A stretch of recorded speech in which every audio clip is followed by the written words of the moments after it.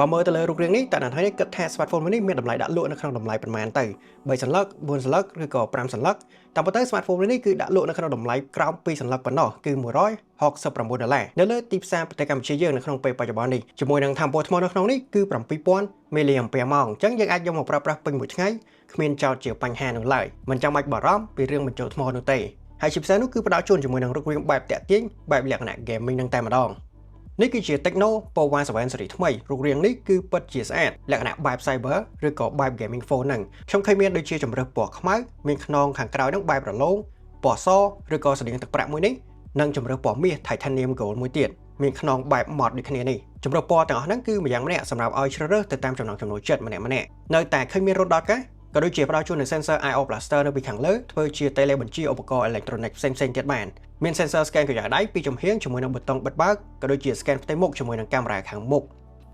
លើនេះរៀងចម្លែកបន្តិចដោយសារតែនៅក្នុងប្រអប់ហ្នឹងគឺខ្ញុំរកអត់ឃើញបញ្ចូលចាក់ស៊ីមនោះទេតែអ្វីដែលយើងទទួលបានផ្សេងៗទៀតនោះគឺជាប្រភេទស្រោមការពារថ្លារឹងមាំមួយកដាស់ធានាក៏ដូចជាដុំសាក45វ៉ាត់និងខ្សែ USB-A ទៅ USB-C បោកចេញពីប្រអប់ដំបូងខ្ញុំចាប់កាន់ទៅមានអារម្មណ៍ថាវាមានទម្ងន់បន្តិចរាងធ្ងន់បន្តិចនិងមានកម្រាស់រាងក្រាស់គួរសមបន្តិចដែរព្រោះថាយើងទទួលបានថាមពលថ្មរហូតដល់ទៅ7000 mAh នៅខាងក្នុងនេះជួយឲ្យកាន់ថ្មបានយូរម៉ោងប្រើប្រាស់ជាប្រចាំថ្ងៃហ្នឹងទោះខ្លួនរបស់វានេះគឺធ្វើឡើងពីជ័រនៅតែងាយស្រួលចាប់កាន់នៅក្នុងដៃមានអាការពារទឹកនិងធូលី IP64 ការពារពីការសាច់ទឹកនិងត្រូវទឹកភ្លៀងបានយើងមិនចាំបាច់បារម្ភនៅក្នុងពេលខែភ្លៀងនេះនោះទេ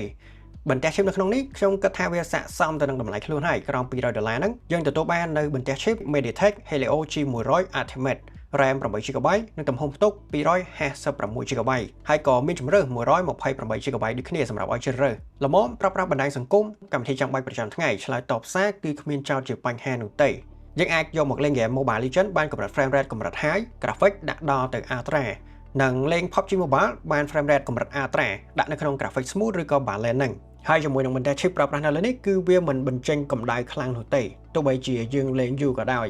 យើងអាចលេងបានច្រើនម៉ាច់តែជាមួយនឹងថាមពលថ្មធំនៅខាងក្នុងនេះទៅតម្រូវឲ្យបញ្ចូលថ្មម្ដងទៀតអញ្ចឹងវាល្អមែនទែនសម្រាប់អ្នកដែលចូលចិត្តលេងហ្គេម Mobile ច្រើននៅលើ smartphone បើសម្រាប់បទពិសោធន៍ខ្ញុំប្រើប្រាស់ជាក់ស្ដែងមួយរយៈមកនេះថាមពលថ្ម7000 mAh ហ្នឹងគឺអាចប្រើប្រាស់កិច្ចការងារបានច្រើនបានពេញមួយថ្ងៃខ្ញុំមិនបារម្ភថាវានឹងឆាប់អស់ថ្មនៅពាក់កណ្ដាលថ្ងៃនោះទេវាអាចកំដរខ្ញុំដល់ទៅពេលយប់ជាមួយនឹងការបញ្ចូលថ្មវិញគឺតាមរយៈដុំ45វ៉ាត់ចំណាយពេល1ម៉ោងជាងបន្តិចបញ្ចូលបានមួយពេញវិញវាក៏មានកម្រិតជាមួយនឹងមុខងារផ្ទៃថ្មទៅឲ្យឧបករណ៍ដទៃទៀតបានតាមរយៈខ្សែ USB-C និងមានមុខងារ bypass charging ក៏ដូចជាមុខងារការពារថ្មមកជាមួយផងដែរដំណើរការដោយ Android 15ជាមួយនឹង HiOS for Pova ចេញពីប្រអប់មានមុខងារ Tecno AI មកជាច្រើនដែរដូចជាជំនួយការ Ella ជាមួយនឹង DeepSeek AI ជួយបកប្រែជួយសង្ខេបអត្ថបទសរសេរអត្ថបទ Circle to Search with Google ងាយស្រួលធ្វើការស្វែងរកអ្វីមួយនៅលើអេក្រង់នឹងបានភ្លាមស្វែងរកបទចម្រៀងឬក៏បកប្រែអក្សរនៅលើអេក្រង់នឹងបានលឿនក៏ដូចជានៅក្នុង AI Gallery ហ្នឹងមានមុខងារជំនួយដំឡើងគុណភាពរូបភាពមុខងារជួយលុបមនុស្សចេញពីផ្ទៃ background ខាងក្រោយហ្នឹងដូចយើងធ្លាប់ឃើញពីមុនមកនិងមុខងារពង្រីកឲ្យរូបភាពយើងឃើញកាន់តែទូលាយជាងមុនទៀតសិតតែមាននៅលើស៊េរីថ្មីមួយនេះហើយសម្រាប់មុខងារល្អមួយទៀតនោះបើសិនជាអ្នកមានមិត្តភ័ក្តិឬក៏ក្រុមគ្រួសារប្រើប្រាស់ Tecno ដែលមានមុខងារ Free Link នេះដូចគ្នានឹងអាចធ្វើការខលចេញចូលឬក៏ផ្ញើសារបានដោយឥតថ្លៃក្រោមចម្ងាយពី800ម៉ែត្រពីគ្នាអញ្ចឹងមុខងារមួយនេះគឺយើងប្រើវាដូចជា iCom អញ្ចឹងមិនចាំបាច់ត្រូវការដាក់ SIM ប្រើប្រាស់អ៊ីនធឺណិតអស់ថ្លៃទៀតនោះទេអ្វីដែលមិនគួរនោះគឺចង្ការខាងក្រោមនេះគឺមានទំហំធំជាងចំនួនមុនទៅវិញប្រហែលដោយសារក្រុមហ៊ុនចង់កាត់កងតម្លៃក៏ថាបានព្រោះថាចំនួនក្រោយនេះមានតម្លៃរត់តែសមរម្យជាងចំនួនមុនទៀតយើងទទួលបាននៅបន្ទះអេក្រង់ IPS ទំហំ 6.78 អ៊ីងគុណភាព Full HD+ កម្រិត refresh rate 120Hz ដូច្នេះយើងអាចធ្វើការអូសមើលព័ត៌មានអូសមើលអត្ថបទបានរលូននៅលើបណ្ដាញសង្គមមានភ្ជាប់មកជាមួយនឹងមុខងារការពារភ្នែកបូករួមជាមួយនឹងបាសបំពងសំឡេងពីរគ្រាប់លើក្រោមសម្រាប់ពេលកម្សាន្តមើលវីដេអូនៅលើបណ្ដាញសង្គមឬក៏មើល YouTube តាមដានរឿងសំឡេងវានេះគឺបញ្ចេញបានលឺខ្លាំងជាមួយនឹងគុណភាពសំឡេងគឺយើងអាចទទួលយកបានសម្រាប់តម្លៃប៉ុណ្នេះអ្វីដែលអាចទទួលយកបានទៀតនោះគឺកាមេរ៉ាខាងមុខនិងកាមេរ៉ាខាងក្រោយនៅលើនេះកាមេរ៉ាខាងមុខរបស់វាគឺមានទំហំ8 megapixel ដោយអ្នកទាំងគ្នាបានឃើញនៅលើអេក្រង់នេះផ្ទាល់លទ្ធផលរបស់វានេះគឺមិនអន់ប៉ុន្មាននោះទេដូចគ្នាសម្រាប់កាមេរ៉ាខាងក្រោយ lens core 108 megapixel ជាមួយនឹង lens macro 2 megapixel មួយគ្រាប់ទៀតគុណភាពក៏ដូចជាសាច់ពណ៌ដែលថតចេញមកហ្នឹងខ្ញុំនិយាយមែនគឺវាច្បាស់ស្អាតជាងការរំពឹងទុករបស់ខ្ញុំ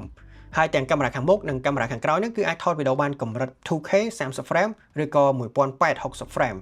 ហើយខ្ញុំក៏ណែនាំឲ្យបើកមុខងារជួយទប់លំនឹងដូចគ្នាដើម្បីឲ្យយើងថតវីដេអូនោះបាននឹងល្អតែគុណភាពនឹងចុះមកត្រឹម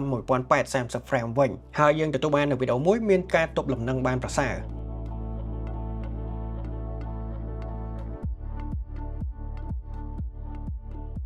ដូច្នេះហើយនេះគឺជា Tecno Pova 7 ស៊េរីថ្មីជាមួយនឹងតម្លៃ$149ទៅ$169ហើយចូលមកជាមួយនឹងមុខងារដែលខ្ញុំដាក់បង្ហាញមិញទាំងអស់នេះយើងទទួលបាននៅថាមពលថ្មធំមួយល្អហើយកាន់ថ្មប្រើប្រាស់បានយូរមើលរឿងលេងហ្គេមមិនចាំបាច់បារម្ភថាឆាប់អស់ថ្មនោះទេម៉ូដ design ខ្នងខាងក្រោយនេះគឺតាក់ទាញស្អាតប្លែកម្យ៉ាងប្រសិនបើបានអេក្រង់ហ្គេមខ្លីទៀតរត់តែអែមមិនខានសង្ឃឹមថាហ្គេមអេក្រង់ខ្លីនឹងត្រឡប់មកវិញនៅលើចំនួនក្រោយទៅចុះហើយប្រសិនបើអ្នកនរគ្នាមានចំណាប់អារម្មណ៍ទៅលើ smartphone មួយនេះអាចរកទិញបាននៅលើទីផ្សារប្រទេសកម្ពុជាយើងចាប់ពីពេលនេះតទៅហើយខ្ញុំមានតែប៉ុណ្ណេះទេសម្រាប់វីដេអូមួយនេះអរគុណសម្រាប់ការទស្សនាពីដើមរហូតមកដល់ចប់ខ្ញុំគឹមលេងនិងជួបអ្នកនរគ្នានៅក្នុងវីដេអូក្រោយៗទៀត